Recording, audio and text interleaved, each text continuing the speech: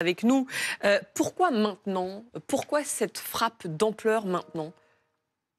Ça fait très très longtemps, à vrai dire. Depuis le 7 octobre, on savait que les Israéliens prennent la République islamique pour responsable des événements parce qu'ils savaient très bien, ils savaient pertinemment que le Hamas n'aurait jamais pu faire ce qu'il a fait sans avoir le soutien d'un autre pays.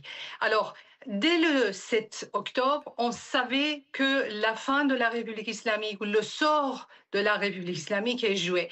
Ça fait des mois maintenant que les Israéliens se préparent. Ça fait des mois que les Américains emmènent leurs bombardiers dans la région.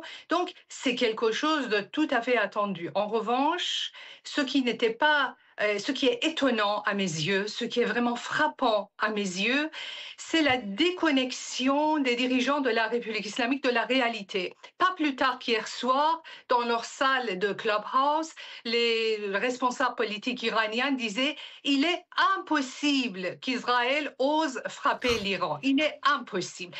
À 2 heures du matin, j'étais dans leur salle, j'étais en train de les écouter, et là, je me réveille, je vois que la frappe a eu lieu. Cette déconnexion des dirigeants iraniens, de la réalité de la situation, de la réalité de la région est étonnante. Comment on explique cette déconnexion qui n'est absolument pas vue venir ou qui n'est pas pu croire qu'Israël mène cette attaque?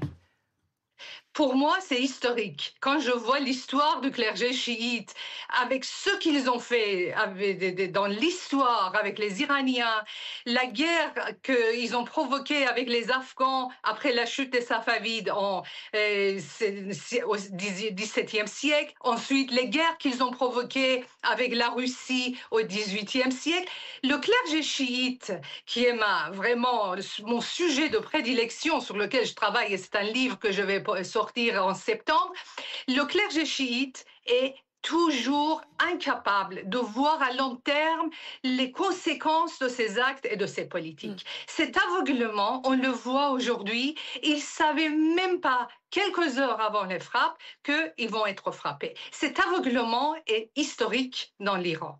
Et quelque chose d'intéressant, vous faites le lien, quand je vous demande pourquoi maintenant, pourquoi cette frappe maintenant, vous faites le lien avec le 7 octobre et les liens entre le Hamas et l'Iran, plus qu'avec cette menace du nucléaire en Iran. Parce que la réponse, pourtant, la raison officielle donnée par Israël, c'est que l'Iran s'approche du point de non-retour pour son programme nucléaire. Vous vous dites non, c'est plutôt à cause des liens avec le Hamas?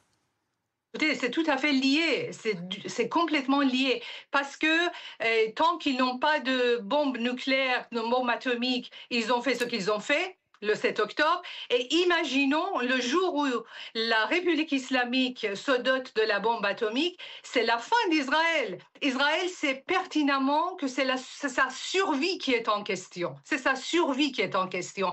C'est tout à fait lié ce qui s'est passé le 7 octobre. Le 7 octobre a montré à quel point la République islamique est dangereuse, à quel point elle est capable de réaliser ses promesses.